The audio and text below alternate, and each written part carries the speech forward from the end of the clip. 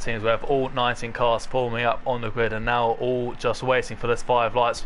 We usually get a lot of chaos into turn 1, but we're at 5 lights and they're just waiting, just teasing the cars, and they have gone out, and there's going to be a really good start by the Toro Rosso driver. He's going to try and cover off the Mercedes of Steel B. Looks like he's got it done. Craig's got a very nice start as well. He's going to tuck in the TRS, the slipstream of the Toro Rosso, going to peel to the outside, might even try and move for the lead. He's going to think better of it, kind of file in for P2. Got a little of the Alfa Romeos going side by side as well. Got a yellow flag at the back.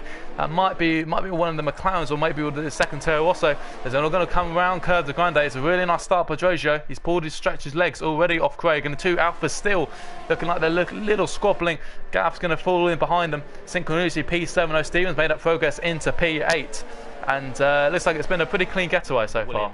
But looks like Craig's just had a little bit of a sloppy lap so far, because he's dropped about a 1.1 second gap, and the last thing he wants to do is let Giorgio get away and fall into the clutches of the Alfa Romeo. Yeah, Craig really needs that DRS, because Simon will not hesitate to pass him and probably do his teammate a favour in the championship. So Craig needs to claw that time back as soon as possible.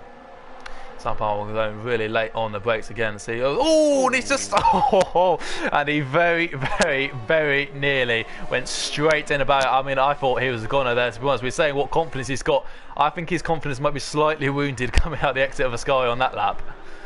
Yeah, I think he's getting a bit brave on that final curb on the left-hand side, and it's just thrown him. As soon you can straight line over that curb. If you keep the wheel perfectly straight, you can ride it. But as soon as you make the slightest turn going over that curb, you can find yourself falling foul of that corner. And unfortunately, Simon lost the back end coming out of there, as he's just made a move on his teammate down to turn. In particular, Luke Bailey does.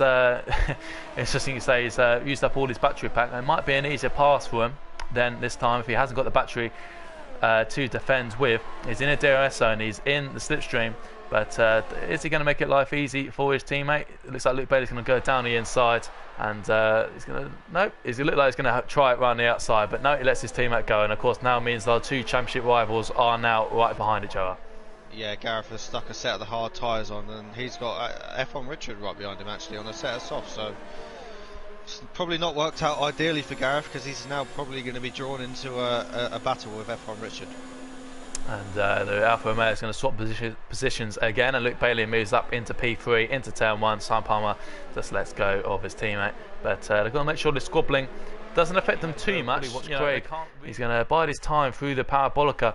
He's going to try and get a good exit. It doesn't look like the McLaren's going to have DRS on the Ferrari ahead, so there should be a routine pass for the Renault driver. Just like Giorgio as well, smoothed up a couple of places. He knows he's got to try and keep tabs with the Toro Rosso, but Simon Palmer is now right on the back of the pair of them, and he knows he wants to see Steele coming out the pits just behind these 2. Craig does get the move done on the McLaren driver, and Simon Palmer and Luke Bailey wanted to do the exact same very soon, I'd imagine, maybe even on this straight. Yeah, that was key for Craig to clear those before, to clear Brennan, sorry, before the Alphas come through. But I believe Simon Palmer's got a good run on Brennan's down into turn 4 now. Is he going to be brave on the brakes? He is, and is Brennan's going to give him the space? He does. Brennan's backs out, and Simon through into P7. As now watch Luke Bailey now side by side with the McLaren. He'll want to pass him very quickly as well, and Reynolds, I think he knows he's in a race of his own. Really, he's not really truly racing these guys, and he sort of lets him through. And still, I'm sure we're trying to line out the McLaren for a pass, probably down the home straight in just a matter of moments as well. In fact, he's very close. Looks like he's going to go for the move into the Parabolica, but a brave move for it. He's got much better tyres, and he makes the move stick, so he wants to keep up with these Alphas at all costs. And looks like Craig, can he get a job done on this Ferrari driver?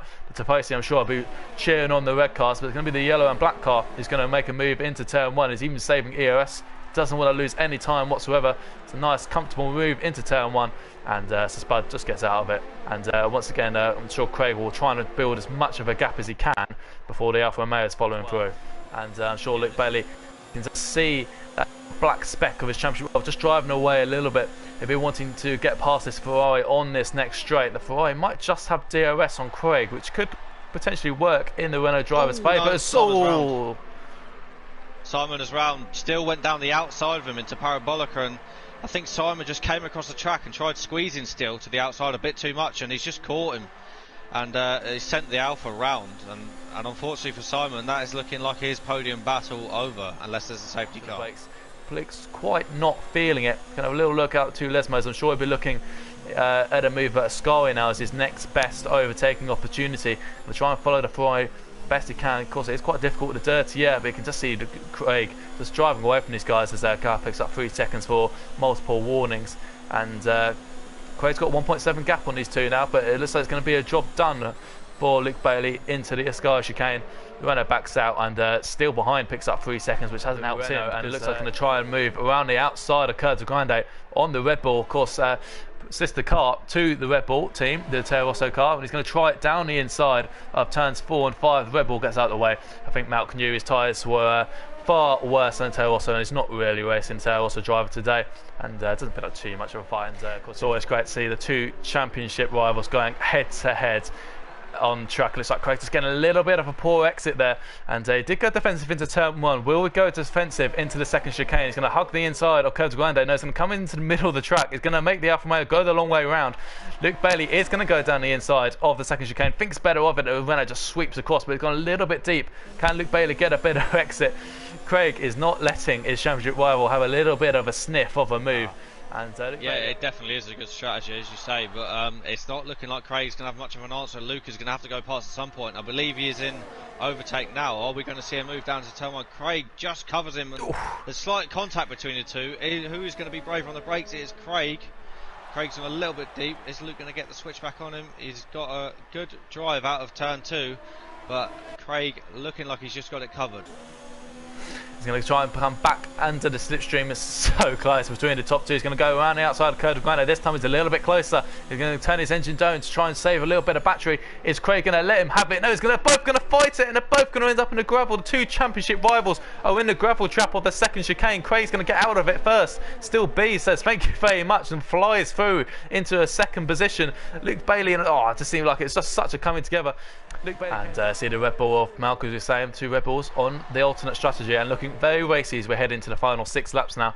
And it looks like he's just biding his time behind the Williams of Gareth from 13-lap-old hards. They're absolutely no match for the 5-lap-old soft tyres of Malc. And of course, Malc couldn't make it last week, and I'm sure he was cheering on his teammate when he got onto the top step of the podium, but he's going to try and pull to the outside. He's saving a little bit of battery coming to turn 1, but Gareth's going to pull into the inside, back into the slipstream, and it's a very nice move done there for the Red Bull team, who currently run 6th and 9th, and nice little train of cars here, all squabbling for 8th, 9th and 10th, as it looks like Malc has just put a move on the Williams of Gareth, who's did put a move and now picks up 3 seconds going down the inside of Ascari, and Gareth's going to try and come round the outside of Malc in the Ascari, and it's going to go into the wall. He's just thankfully hasn't lost his wheel, and as JSP does just lose it. We'll have to ride on board quickly. So it looks like it's just, it's going to get the move done. As Drazier, congratulations to him from start to finish. A fabulous win for the Toro Rosso driver. His 2nd win of the season. He is the man who stops the unpredictable dominance of 7 different race winners in 7 rounds. He is our he wins his 2nd race of the season. Still be a fabulous race.